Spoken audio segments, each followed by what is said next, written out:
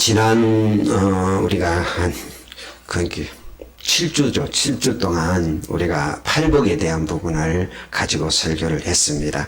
그 심령 첫 번째 복이 심령이 가난한 자가 복이 있다. 천국이 저희 것이다. 두 번째 복이 애통하는 자가 복이 있다. 위로를 받을 것이다.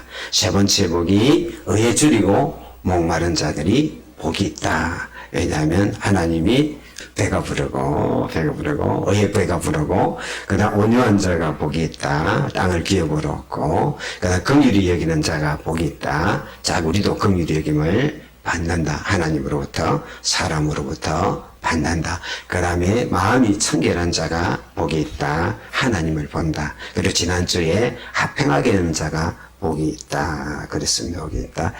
그래서 하나님의 아들이라 일컬음을 받는다 하고 이제 7주를 거쳐서 우리가 팔복에 대한 부분을 했습니다. 오늘 이제 8번째 복, 마지막, 팔복의 마지막 복인데, 우리가 7가지 좀 복이 받으면, 이런 뭐 심령도 가난해지고, 애통하고, 의에 줄이고, 목마르고, 온유하고, 긍휼히 여기고, 마음이 청결하고, 합행게 되면, 이제 우리가 이제 상상할 때는, 그리 되면, 그때는 하나님이 하늘문을 열어가지고, 우리에게 엄청난 복을 부어줄 거다. 이런 기대를 하게 되는데, 근데 8번째 복이 요 기대를 완전히 벗어나게 만듭니다. 8번째 복이 뭐냐면, 우리가 7번째 복이 내 안에 이루어진 사람들이 그 7가지의 복을 내가 갖고 누리며 살아가는 사람들에게 8번째 추가적인 복이 임하는 거예요. 그게 뭐냐 하면, 핍박받는 자에게는. 그래서 오늘 핍박이라는 이게 우리가 7가지 복을 받으면 내가 잘 예수답게 살고 내가 예수님 말씀대로 살고 예수님이 기뻐하는 대로 살고 그 다음에 그러면 그 다음에 모든 것들이 다 풀리는데 그럼 뭐가 있는 핍박이 있다는 거예요. 핍박. 그래서 오늘은 어를 위해서 핍박받는 자의 복에 대한 이야기. 이 우리의 이제 기대와 다른데요.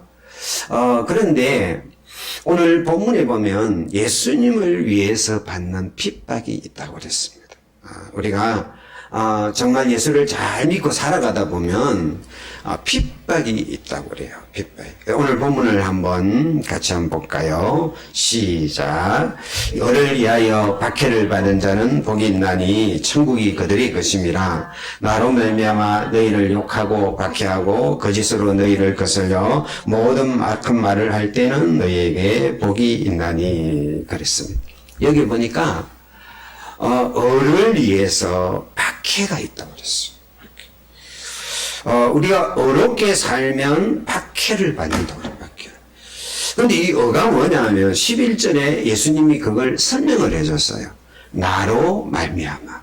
이게 우리가 어렵게 산다. 우리가 어렵게 산다는 거는 예수님을 위해서 산다. 예수님과 함께 산다. 같은 말이라는 거죠. 그게 예수님 때문에 받는 박해가 있다는 거예요. 박해. 박해가 있는데 그 박해가 뭐냐면 오늘 여기 보니까 3가지 있어요. 욕을 한다고 그랬어요. 욕을 한다.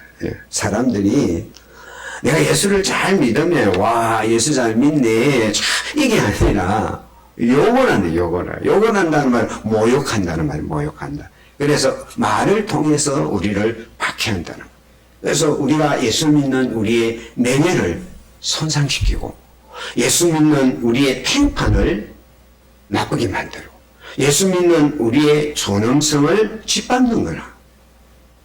그러니까 내가 예수를 잘 믿으면 가정에서도 직장에서도 사회에서도 야 예수 잘 믿네 전 이게 아니라 괜히 말을 갖고 시비를 걸고 괜히 내 존엄성을 내 평판을 내 명예를 이렇게 자꾸 낮추려는 시도들이 일어나요.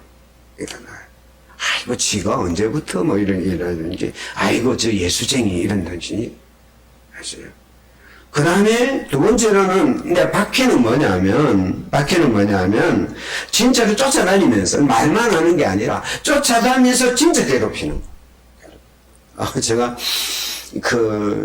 부교육자 시절에 이제 뭡니까, 그 집사님 한 분 계셨는데, 그 집사님이 제가 이제 거기, 마치고 담임을 하기 위해서 사임을 하고, 다른 데로 떠나니까 식사를 함께 하자고 그래가지고, 그래가지고 식사를 하면서 그 집사님이 그런 이야기 했다. 그 집사님이 밑밥부터 해가지고, 그 당시 현대전공에, 이사까지 올라간, 집사거든요. 집사인데, 그런 이야기를 하더라고요. 목사님, 예수 제대로 믿으면서 직장 생활하기 정말 힘듭니다. 그러더라고요. 자기가 예수를 딱 믿는데 딱 믿고 그걸 딱 상사가 한 거예요. 자기가 교회 열심히 아니까 그때부터 그 상사가 일부러 주일날 일을 시키는 거예요. 막 그걸 했다가 일부러 주일날 막 그 일을 자기한테 맡기는 거예요. 그러면 그걸 안 하면 자기 안 하면 위에서 고가 점수가 매겨지잖아요. 고가 점수가 매겨지니까 안 하면 고가 점수 떨어져요. 가서 그 사람 고가 점수 따려고 그 사람 쪽으로 가가지고 막 이렇게 하려고 하면 신앙생활을 못하는 거예요. 그러면서 그 집사님이 제가 어떻게 이 자리까지 올라온지 아십니까? 그러더라고요. 2배로 일했더라고요. 예수 안 믿는, 그러니까 상사가 주일날 시킨 일까지 미리 주중에 다른 사람 2배로 다 일해가지고 주일 안 부르도록 다 만들어 놓고 주말을 보낸다. 그래가지고 직장생활 제대로 하려면 교회 신앙생활 잘 못합니다. 신앙생활 제대로 하려면 직장생활 잘 못합니다. 그런데 신앙생활도 잘하고 직장생활도 다른 사람은 독한 사람입니다. 그러더라고요. 지가 독하다는 얘기다. 핍박이 달라요. 군대 가도 이상하게 내가 예수를 믿는다 하면 잘 믿는다 그러면 이상하게 괴롭혀요. 이유도 없이 막 시비를 걸고 이유도 없이 막 계속 괴롭히고 꼰짝꼰짝하고 뭡니까 이 밑에 있는 부하들도 밑에 있는 아래 있는 사람들도 예수 안 믿는 상사들에 대해서는 이러다가 예수 믿는다고 막 제길로 가고 막 이래요. 그러니까 이 박해가 와요. 그 다음에 뭡니까? 너희를 거슬려 거짓으로 너희를 모든 악한 말을 사회적으로 매장화시키는 거죠. 거짓말로 갖고 나하고 안 좋은 거짓말을 막 만들어내가지고 나를 막 매장시키려고 막 달려들어요. 이게 우리가 을을 위해서 살 때, 우리가 예수를 위해서 살 때, 우리가 정말 신앙생활을 제대로 하고 정말 내가 빛과 소금이 되려고 하면 우리가 생각할 때는 세상 사람들이 박수를 치고 이야 잘한다 이렇게 할 것 같지만은 박해가 있다는 거야. 근데 이 박해는 당연한 이전에 보니까 뉴스에 보니까 이번 11월 9일 날이 박해를 받는 교회를 위한 국제 기도의 날이더라고요. 이게 우리 오늘 며칠이죠? 11월 9일. 오늘이 박해를 받는 전 세계에 박해를 받는 교회를 위하는 특별한 기도 그런 날이 오늘 말씀이 있었네. 기독일보의 신문에 보니까 한국교회 언론회가 이렇게 했습니다. 한국교회는 신앙 때문에 핍박을 받는 전 세계 기독교인을 보호하고 지키기 위하여 보다 적극적으로 나설 것을 제안합니다. 이렇게 했어요. 그러면서 전 세계에는 1억 명 이상의 믿음의 형제들이 신앙 때문에 심각한 박해를 당하고 있다고 합니다.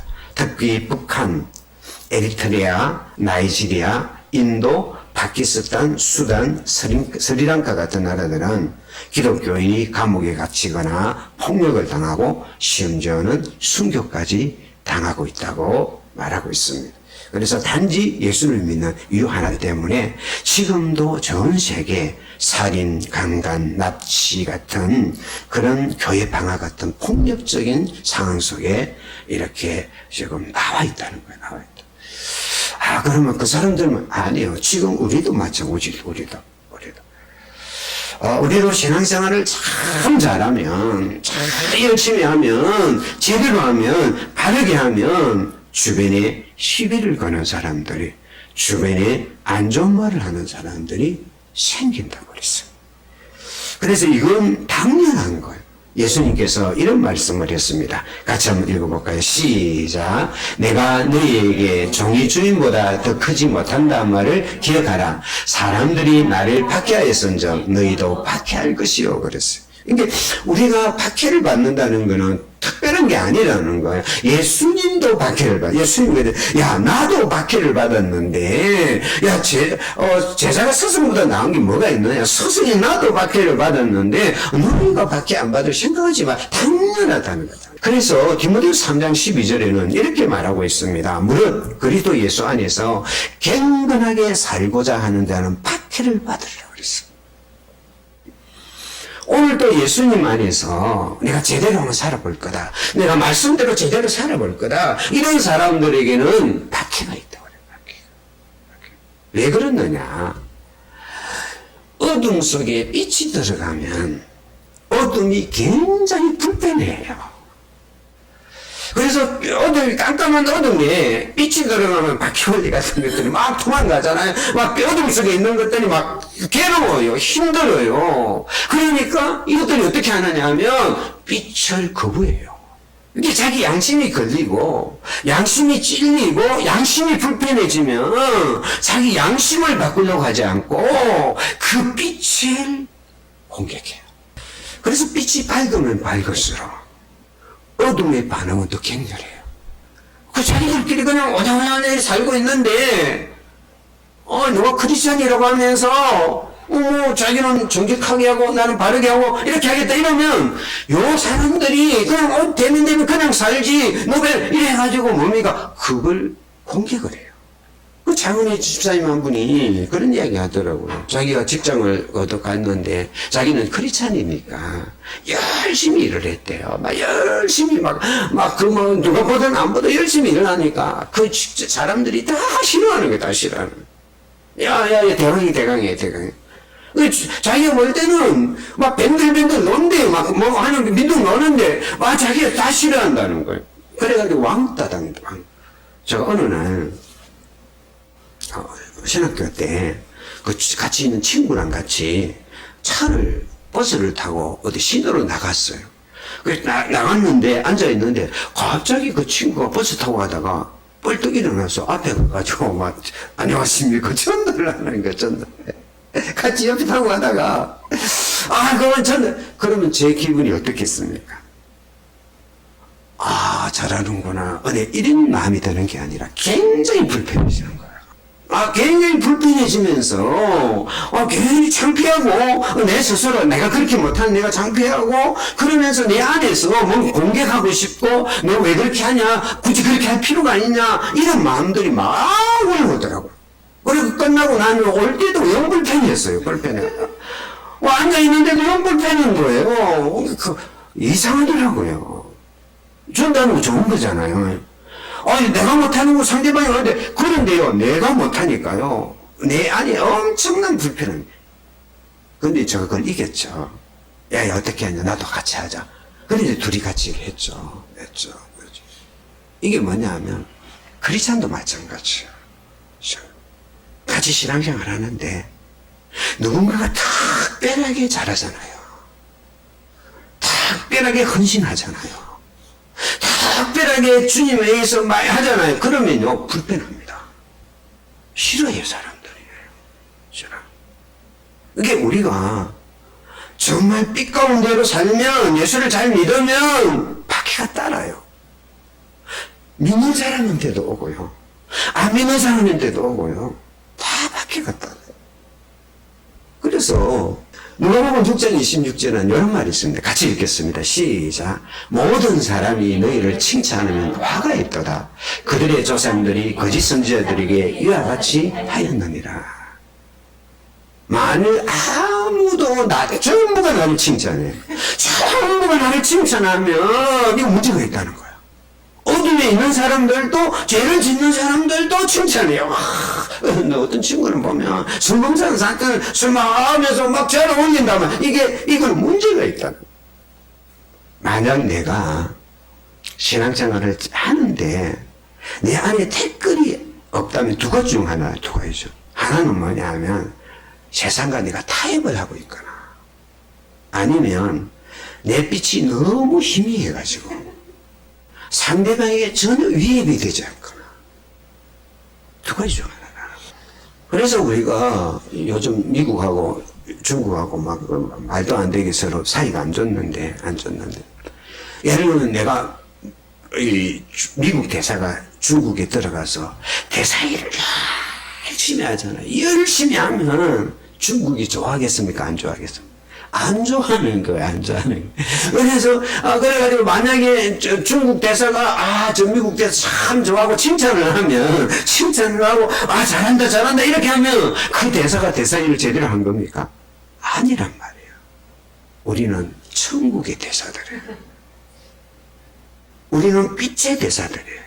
이 어둠 속에 있는, 이 어둠 속에 살고 있는 이 세상에 우리는 파송을 받은 대사들이에요. 그 대사들인데, 근데 이 어둠에 있는 세상들이, 막 어둠에 있는, 어둠의 아들들이, 어둠의 자녀들이, 야, 잘한다, 잘한다, 박수를 치면, 잘하는 겁니까? 그 사람들이 불편해하고, 힘들어하고, 양심이 찔리고, 그러다 보면 반응이 나타나고, 이게 우리가 제대로 된 거라는 거예요. 그래서 예수님을 위해 사는 사람들에게는 핍박이 당연하게 있다. 당연하게. 그런데 오늘 본문에 핍박받는 자가 복이 있다 그랬어요.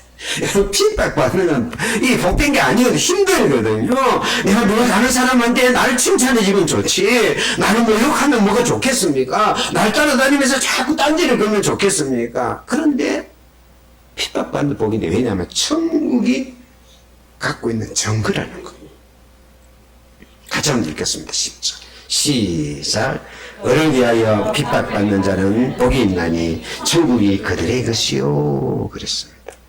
이 천국이, 우리가 을을 위해서 지금 박해를 받는 자들은 복이 있는데 그 이유가 뭐냐면 천국이 그들의 것이라는 거예요. 앞으로 그 사람들이 천국을 받을 것이 아니라 내가 박해를 받는다는 것은 천국이 이미 내 것이라는 거예요. 여기서 그들의 것이라면 현재이거든요. 앞으로 이 천국이 될 게 아니라 지금 현재 그 천국을 내가 갖고 있다는 뜻이에요. 할렐루야. 그래서 박해를 받는 사람이 복이 있는 거예요. 박해를 받나 이미 그 사람은 천국 속에 있는 거예요. 요한복음 15장 19절 같이 한번 읽어보겠습니다. 시작. 너희가 세상에 속하였으면 세상이 자기 것을 사랑할 것이니 너희는 세상에 속한 자가 아니요 도리어 내가 너희를 세상에 택하였기 때문에 세상이 너희를 미워하느니라. 그랬어요. 이게 내가 박해를 받는다는 말은 내가 예수님께 속해 있다는 증거라는 거예요. 이게 너희가 세상을 사랑하고 세상에 속해 있으면 그 사람들은 너를 사랑할 거라는 거 좋아하는데 내가 너희를 택하여서 나에게 속해 있기 때문에 세상이 너희를 미워한다는 거예요. 그래서 내가 살고 있는 삶의 현장 속에, 직장 속에서 살고 있는 현장 속에 내가 크리스찬이기 때문에 그게 작은 박해든 큰 박해든 그게 작은 거든 큰 거든 뭔가 누군가가 불편해하는 것이 반응으로 보이면 여러분 기억하십시오. 내 천국이 내 것이구나. 내가 지금 예수 믿는 것 때문에 가족이나 주변의 사람으로부터 뭔가 말도 조롱을 받고 있다는 말은 뭐냐면 천국이 내 것이구나. 그래 베드로전서 4장 14절에는 이걸 또 이렇게 표현을 합니다. 같이 볼게요. 시작. 너희가 그리스도의 이름으로 치욕을 당하면 복 있는 자로다. 영광의 영 곧 하나님의 영이 너희 위에 계시니라. 그럼 내가 예수의 이름 때문에 눈을 갖고 누군가 나에게 좀 수모를 주잖아요. 수모를 주면 그게 복이라는 거야. 왜 그러냐면 하나님의 영이 내 위에 있다는 증거라는 거야. 그러니까 하나님의 영이 내 안에 있으니까, 하나님이 내 위에 있으니까 그 영의 빛이, 영의 영향력들이, 선한 영향력들이 흘러가니까 요게 괴로운 거예요. 바퀴벌레가 괴로운 거예요. 바퀴벌레 도망가는 거 봤습니까? 진짜 빠릅니다. 다 캐면 주니까 넘어갑니다. 그래서 내 안에 하나님의 영이 있는 사람이 어둠 속에 들어가면 마음대로 죄짓고 마음대로 막 엄담패설하고 마음대로 막 안 좋은 이야기 막 자기들끼리 낄낄거리 대다가 하나님의 영이 있는 내가 그 안에 딱 들어가면 이게 막 불편해요. 막 말하기가 불편하고 힘들어져요. 그러니까 말을 제대로 못해요. 막 그러니까 그 전에 막 마음대로 막 이렇게 하다가 불편한 거예요. 그러면 우리가 시비를 거는 거예요. 그건 뭐라고요? 시비를 거는 거는 하나님의 영이 내에 있다는 증거라는 거예요. 할렐루야, 할렐루야. 이게 엄청난 성론이에요. 세상은 말합니다. 우리가 핍박을 받으면 너는 패배자다. 너희는 아무것도 아니다. 그러나 성경은 말합니다. 천국이 너희 것이다. 할렐루야. 세상은 말합니다. 너의 미래가 없다. 성경은 말합니다. 하나님은 말합니다. 천국이 너희 것이다. 세상은 말합니다. 너 모든 걸 잃었다. 그러나 하나님은 말합니다. 천국이 너희 것이다. 우리가 핍박을 받으면 움츠러들고 핍박을 받으면 뭔가 손해를 보는 것 같고 내가 그런 것을 감명하지만 그러나 주님은 말합니다. 천국이 너의 것이야. 아멘. 천국, 이미 나는 천국의 사람이야. 천국의 사람이기 때문에 하나님의 빛이 내 안에 있기 때문에 내가 핍박이 있는 거야. 할렐루야. 여러분 군인이 전쟁터에 상처를 받으면 이거 수치가 아니라 명예입니다. 명예. 왜요? 전투를 하러 간 증거이기 때문에요. 그렇잖아요. 이렇게 흉터가 있고 그러면 아이고 죽거리 왜 그게 아니라 군인에게 명예예요. 이거 내 전투에 흉터가 생겼습니다. 저 전투에 이걸 했습니다. 이게 명예예요. 자랑거려요. 자랑거려. 할렐루야. 그래서 본히퍼라는 사람 나치 항해에서 투옥과 고문당하고 가족까지 협박을 당하다가 1945년에 4월 달에 한물 10명에 처형을 되었던 본히퍼라는 신학자가 처형당하기 전에 쓴 글에서 이렇게 썼습니다. 같이 한번 읽어볼까요? 시작. 고난은 진정한 제자도의 배지이다. 제자도는 고난당하신 그리스도에 밀착되는 것을 의미한다. 그러므로 그리스도인이 고난당하도록 부르심을 받았다는 것은 조금도 놀라운 것이 아니다. 사실 그것은 기쁨이요 은총의 표지다. 그랬어요. 행장에서 이슬도 살아계시기 전에 그 좁은 감옥 속에서 그가 이런 글을 쓴 거예요. 내가 당하고 있는 이 고난은 진정한 그리스도에 대한 배지라는 거야, 배지라는. 내가 고난당하는 것은 예수님께 더 밀착됐다는 증거라는 거. 그리고 고난당하도록 내가 부름을 받았다는 것은 조금도 놀라운 것이 아니라 이게 기쁨이고 은총의 표시라는 거야. 할렐루야, 할렐루야. 그뿐만 아니라 천국이 내 것이라는 말 속에는 어떤 핍박도 두려워하지 않을 수 있는 힘이 있어요. 로마서 8장 31절 같이 읽겠습니다. 시작. 그런즉 이 일에 대하여 우리가 무엇이라 하니요? 만일 하나님이 우리를 위하시면 누가 우리를 대적하리요? 내가 천국이 내 것이라는 말은 하나님의 통치 속에 있다는 말이고 하나님의 다스림 속에 있다는 말이고 하나님의 품 안에 있다는 말이니까 누가 어떤 핍박이 우리를 무너뜨릴 수 있겠느냐? 누가 우리를 대적하여 무너뜨릴 수 있겠느냐? 하나님이 우리를 위하십니다. 하나님이야 아무 핍박도 건날 거 없어요. 핍박이 오면 약해지고 더러워지지만 천국이 내 것이라는 증거니까요. 할렐루야. 저는 어릴 때 아버지에 대한 좀 원망이 좀 있었어요. 그래 아버지가 좀 어렵기도 했고 사업을 하다가 그 재산을 다 말아먹고 뭐 이런 것들이 있다 보니까 좀 원망이 좀 많았어요. 그래서 사춘기가 좀 힘들었어요. 그러다가 제가 예수님을 만나서 그런 원망과 미움이나 이런 마음들이 다 이제 녹아지고 풀어졌어요. 그렇게 있는데 어느 날 이제 저희 집에서 제가 총각 집사 때예요. 총각 집사 때인데 이제 구역 모임을 한다고 그래갖고 그 당시 이제 담임 목사님이 전도사님이셔서요. 이제 우리 집에 와가지고 내 방에서 이제 구역 예배를 드렸어요.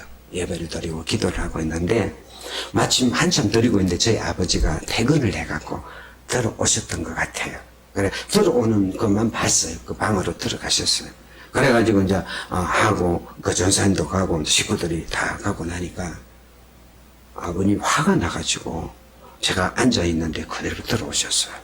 그 아마 그 기도하는 중에 막 걸린 모양이에요. 이 집 구원하고 죄인 뭐 이런 좀 걸렸던 모양이에요. 저희 아버님 굉장히 성격이 막 그런 분이 자존감이 굉장히 강한 분이에요. 그러더니 저희 아버지가 아버지의 인격이나 성품으로는 할 수 없는 행동을 하시는 거예요. 어떤 행동을 하느냐 하면 소주병을 가져와가지고 앉아있는데 제 머리에 부으면서 네 죄를 내가 산다 이런 부으면서 그걸 막 앉아있는데 그대로 앉아있는데 소주 그걸 머릿속에 막 붓는 거예요. 그 아버지가 한 건 아니겠죠. 아버지가 그런 분은 절대 아니거든요. 그런데 하나도 그 때문에 뭐 속상하거나 그 상황이 부끄럽거나 그런 게 하나도 없는 거예요. 마음이 너무 평안한 거예요. 그 아버지가 예수 믿고 천국에 갔어요. 주님이 나를 품고 있으니까. 주님이 내 안에 있으니까. 그러면, 아버님이 또 나한테 그래서, 이러면 막 상처가 옛날에 돈 나가지고, 이러는데 그게 아니라 아무렇지도 않아요. 여러분, 어떤 핍박과 어려움이 와도, 천국이 내 것인데요. 내가 천국 안에 있다는 증거인데요. 예수 그리스도가 나와 함께 있다는 증거인데요. 할렐루야? 뭐가 두렵습니까? 아무것도 두렵지 않아요. 그 다음에 핍박받는 자가 복이 있는 두 번째 이유는 핍박받는 자의 이유는 하늘에 큰 상이 있습니다. 본문을 같이 한번 읽어볼까요? 시작. 나로 말미암아 너희를 욕하고 박해하고 거짓으로 너희를 거슬러 모든 악한 말을 할 때 너희에게 복이 있나니 기뻐하고 즐거워하라. 하늘에서 너희 상이 큼이라. 너희 전에 있던 선지자들도 이같이 박해를 받았느니라. 우리가 이런 박해를 받고 악한 말을 듣고 모욕을 당하고 그 다음에 막 사람들이 막 거짓으로 나를 거스를 때 복이 있는데 어떻게 복이 있나? 기뻐하고 즐거워하라 그랬어요. 이 기뻐하다는 말은 그냥 해피하다 이런 의미가 아니고 영적인 한의와 초월적인 기쁨을 이야기하는 거예요. 그 상황에서도 막 기뻐하라는 거예요. 그 즐거워하라는 말은 더 강한 이야기예요. 뛰어오르며 기뻐하고 환호하라는 거예요. 핍박을 받으면 누가 나를 모욕하면 그래 자존심이 상했어요. 자존심이 상해서 막 중상모략을 해가지고 막 직장에다가 막 거짓말을 막 퍼뜨려가지고 나를 아예 못쓸 사람을 만들어놨어. 그 이야기를 내가 들었어요. 들으면 기뻐하라는 거야. 한우를 내치려는 거야. 왜냐하면 하늘에 상이 있다는 거야. 이 상이라는 말이 뭐냐면 품삯 보수라는 말이에요. 핍박에 대한 품삯이 있다는 거예요. 핍박에 대한 보수가 있다는 거예요. 이 보수를 알려면 어떻게 해야 됩니까? 품삯을 주려면 몇 시간을 일했는지를 다 기록을 해야 돼요. 아침에 몇 시 출근했고 몇 시 이래야 품삯이 제대로 주어지는 거예요. 보수를 주려면 얼마나 또 뭐든지 열심히 했는지를 기록을 해. 이 말은 뭐냐면 상이 있다는 말은 무슨 말이냐면 다른 말로 표현하면 이런 말이에요. 하나님이 우리의 핍박을 보고 기록하고 있다는 거예요. 내가 울 때, 내가 억울할 때, 내가 그 중상모략 때문에 자존심이 상하고 억울해가지고 정말 끙끙 앓고 있을 때 하나님이 그걸 보고 기록을 하고 있다는 기록을. 이 기록하고 있다는 말이 품삯이 마태복음 6장 4절에는 이렇게 표현돼요. 은밀한 중에 보시는 너희 아버지께서 이 갚으시려는 말이 상이라는 말이에요. 아무도 안 봐요. 아무도 안 보는 것 같고 나 혼자 외롭고 나 혼자 왕따당하고 나 혼자 힘들고 나 혼자 정말 자존심 상해가지고 정말 억울해서 울고 그때 은밀한 중에 하나님이 갚으려고 기록을 하고 있어요. 10편 56편 8절에 보면 같이 읽겠습니다.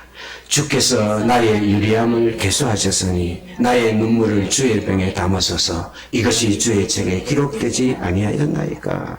내가 유리하는 걸 하나님이 다 계산하고 있다는.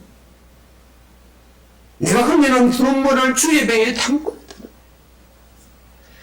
나의 모든 걸 주의 책에 기록했는데 주님이 장부가 있을까요? 모르겠어요. 제 개인적으로는 이 장부에 있는 게 아니라 주님이 갔을 때 심장에다 기록하고 있어요. 하늘과 땅을 만드신 창조주가 내 인생을 천국에도 보낼 수 있고 지옥에도 보낼 수 있는 절대적 권한을 가지고 있는 그 하나님이 나의 핍박받는 나의 눈물과 고통과 아픔을 기록을 하고 있는데 제가 생각하기에는 주님의 심장에다 기록. 아파하면서. 그걸 어떻게 알 수 있느냐. 바울이 막 사울이 막 교회를 핍박하고 막 하다가 다메섹으로 갈 때 그 빛 가운데 나타나신 주 예수님이 사울을 부르면서 이렇게 말했거든요. 사울아 사울아 내가 어찌하여 나를 박해하느냐 하시거늘 대답하되 주여 누구시니까 이러시되 나는 내가 박해하는 예수라 그랬거든요. 사울이 교회를 다니면서 뭐 감을 거두고 박해를 하고 막 이렇게 할 때 주님은 뭐냐 그걸 주님의 심장에 새기거든요. 그래서 박해가 크면 클수록 박해가 힘들면 힘들수록 주님의 심장에 더 번스럽게 그래서 바울은 이런 고백을 했거든요. 같이 읽겠습니다. 이후로 누구든지 나를 괴롭게 하지 말라. 내가 내 몸에 예수의 흔적을 지니고 있노라 그랬어요. 바울은 내 안에 예수의 흔적이 있다 그랬어. 그게 뭘까? 가만히 생각해 보니까 예수님을 사랑해서 박해하게 받는 그 상처 하나하나가 고난 하나하나가 내 안에 흉터가 되어 남아있는데 그게 예수의 흔적이라. 이 말을 뒤집어 말하면 바울이 당했던 박해와 고난과 핍박과 어려움들이 예수님의 가슴에 흔적으로 남아있다. 그 박해는 뭐냐면 예수님의 가슴에 있는 흔적이고 나에게 있는 흔적이에요. 그러니까요. 어제 다니엘 기도회 아나운서 이름 뭐죠? 김재원 아나운서가 간증하는데 기가 막히게 잘하더라고요. 기가 막히게 참 아나운서는 아나운서다 싶더라고요. 참 방송인은 방송이죠. 근데 성경 파노라마를 가지고 한 50분 정도를 자기 간증을 하면서 하는데 얼마나 그 목소리도 안 높이고 얼마나 참 산을 가지고 막 자기 인생을 조명하면서 간증을 하는데 저거 들어본 간증 중에 그렇게 깔끔하고 그렇게 기가 막힌 간증을 들어본 적이 없어요. 목소리 높이지도 않고 감정하지도 않고 조곤조곤 하는데 그냥 그 중에 너보산 간증이 있더라고요. 너보산 간증. 그 너보산 간증을 하면서 이게 마음에 와닿더라고요. 그 모세가 40년 동안 갔다가 가나안을 앞에 두고 하나님께서 모세를 너 못 간다. 그러면서 그를 너보산으로 불러 올린다. 막 올라. 그러면서 그 가나안 땅을 다 보여주면서 너는 가지 못한다 하고 이야기를 하는. 그걸 어떻게 이분이 해석하느냐 하면 이렇게 해석을 하더라고요. 모세가 아마 가나안으로 갔으면 모세가 아마 신적 추앙을 받았을 거다. 그러니까 하나님이 너 여기서 멈춰라.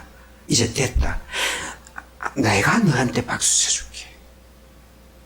이게 아무도 없이 홀로 너보산으로 부른 거는 사람들의 박수가 아니라 내가 너 잘했다고 박수 쳐줄게. 그래가지고 하나님 홀로 그 모세의 삶의 인생에 걸어왔던 것을 박수 쳐주는 것을 너보산으로 해석을 하더라고요.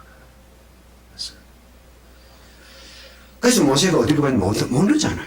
아무도 모르잖아요. 모세가 갑자기 사라져 버렸어요. 왜? 하나님만이 박수 치려고. 너 사람들 박수 필요 없어. 사람 박수 안 받아도 돼. 내가 너 박수 쳐줄게. 박수 쳐줄게.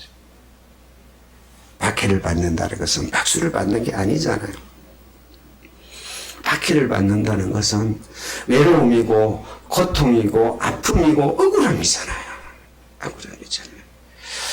아는 사람들도 주변에 있는 사람도 너 그렇게 특별하게 예수 믿어가 뭐 하겠냐? 너 왜 그러냐? 좀 대강대강 믿어. 이렇게 말하잖아요. 맞죠? 근데요. 주님이 나를 위해서 박수를 치고 있다면 주님이 나의 아픔과 나의 억울함과 나의 눈물을 주님의 심장에 새기면서 야, 너 잘했다 하면서 나의 품삯을 주님의 상을 주님께서 계산하고 있다면 기뻐할 노릇 아닙니까? 즐거워할 거 아닙니까? 기뻐하고 즐거워할 수 있잖아요. 주님이 알고 계시니까 주님이 그날 갚아줄 거니까. 할렐루야. 감상해요. 같이 한번 읽겠습니다. 시작. 위에 잠시 받는 환난에 경한 것이 제국이 크고 영원한 영광에 중한 것을 우리에게 이루게 함이니 내가 핍박받는 것은 잠깐 받는 거라는 거야. 잠깐. 이걸 하나님이 주시는 영원한 영광에 비하면 너무 가벼운 거예요. 너무 작은 거라는 거예요. 그런데 이 잠깐 받는 이 고난이 잠깐 받는 이 핍박의 작은 것들이 지극히 크고 영원한 영광에 중한 것들을 우리에게 이루어준다. 할렐루야. 지극히 큰 하나님의 영광, 영원한 영광, 하나님 그 영광을 내 안에 이루어주는 게 지금 내가 받고 있는 핍박의 시간이라. 그렇게 기뻐해야죠. 그렇죠?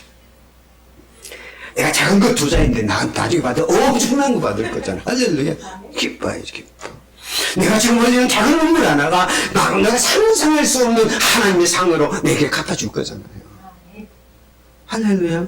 로마서 8장 18절 시작. 생각하건대 현재 고난은 장차 우리에게 나타날 영광과 비교할 수 없다.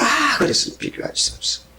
이 비교할 수 없다는 뭐 이렇게 저울을 대보면 지금 우리가 당한 이 고난 핍박이 장차 우리가 나타날 영광의 그 무게에 비하면 아무 의미가 없다는 거예요. 그 아무것도 그걸 할 수 없을 정도의 무게라는 거예요. 그만큼 아무것도 아니에요. 할렐루야. 내가 주님 앞에 가는 그날, 주님 앞에 서는 그날, 할렐루야. 그 뭡니까? 그 바울이 의의 멸류관 바라보면서 정말 순교의 제물로 하면서도 정말 그 의의 멸류관을 바라보면서 기뻐하고 즐거워한 것처럼, 할렐루야. 오늘도 우리가 기뻐하고 즐거워할 수 있는 줄 믿습니다. 서대반 순교를 잘 알잖아요. 사람들이 동해에 끌고 가 거짓 증인을 지어가지고 그가 막 자기를 증언하면 증언할수록 사람들이 화가 나가지고 주변에 있는 사람들이 다 집어삼킬듯이 막 뭐 거기 미움이라는 게 에너지가 있거든요. 다 에너지가 있습니다, 여러분. 이 누구나 막 나를 미워하면 그 에너지가 와요. 막 악감을 품으면 에너지가 와요. 근데 그 수많은 사람들이 미워하고 막 악감을 풀고 막 나중에 돌멩이를 들어가고 막 때리잖아요. 그럼 피가 터지고 여러분 돌에 맞아 죽을 정도면 얼마나 할까요? 아마 입술이 터지고 머리가 터지고 피부가 깨지고 장기까지 막 망가질 거예요. 막 그래가지고 숨을 거두는 거잖아요. 그런데요, 성경에는요, 그 상황에 있는 서대만을 사람들이 쳐다보니까 얼굴이 천사의 얼굴 같더라고요. 천사. 왜 어떻게 천사의 얼굴입니까? 7장 50절 때 보면 하늘이 열렸어요. 하늘이 열리고 그 하나님 보좌 오른편에 예수 그리스도가 서가지고 박수를 치면서 그 마지막에 일어나 있는 그 주님의 모습을 보니까, 영광스러운 주님의 품에 안길 그 삶을 보니까 그 사람들이 던지는 돌, 삐껴지는 상처, 아픔, 악감, 이게 아무것도 아닌 거예요. 그래서 거기에서 천사의 얼굴을 가지고 용서의 기도를 드리면서 주님의 품에 안긴 줄 믿습니다. 할렐루야. 찬송 하나 했으면 좋겠습니다. 하늘 가는 밝은 길이.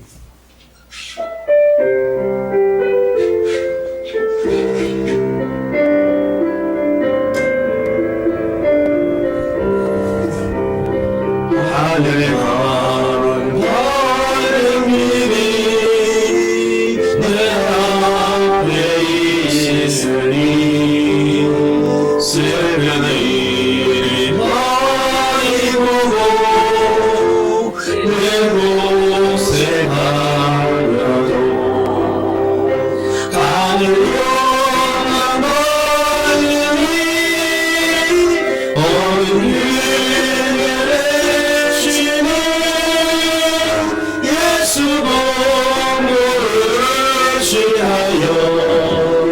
항상 비추도다. 내가 염려하는 일이 세상에 많은 줄 속에 계신 밝게 젖혀 몇시여 나여도 예수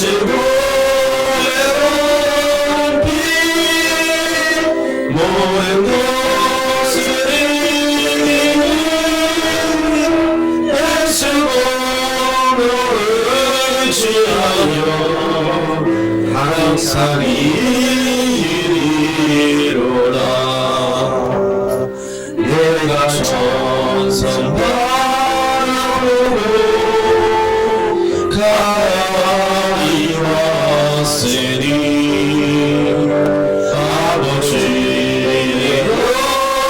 하나님의 나시고 싶도다. 나는 구주하여 온전하신 거리니 영광 나라의 신인그 우리 구주 예수가. 할렐루야. 우리에게는 하늘에 큰 상이 있는 줄 믿습니다. 그래서 우리가 핍박이 오면 어떤 핍박 속에서도 기뻐하고 즐거워하는 여러분 되시기를 축복합니다. 마태복음 5장 12절 같이 한번 다시 읽겠습니다. 시작. 기뻐하고 즐거워하라. 하늘에서 너희 상이 큼이라. 너희 전에 있던 선지자들도 이같이 박해하였느니라. 이 기뻐하고 즐거워하라는 명령입니다. 명령. 현재 명령, 현재 명령. 지금 당장 기뻐하라는 거예요. 지금 당장 즐거워하라는 거예요. 계속해서, 현재는 계속이거든요. 계속해서 한 번이 아니라 한 번 기뻐하고 즐거워하다가 또 피터는 계속 아니라 계속해서 기뻐하고 즐거워하라는 거예요. 그리고 이건 선택이 아니라는 거예요.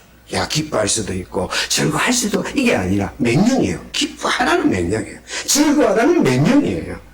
그래서 여러분 기뻐하고 즐거워해야 됩니다. 할렐루야.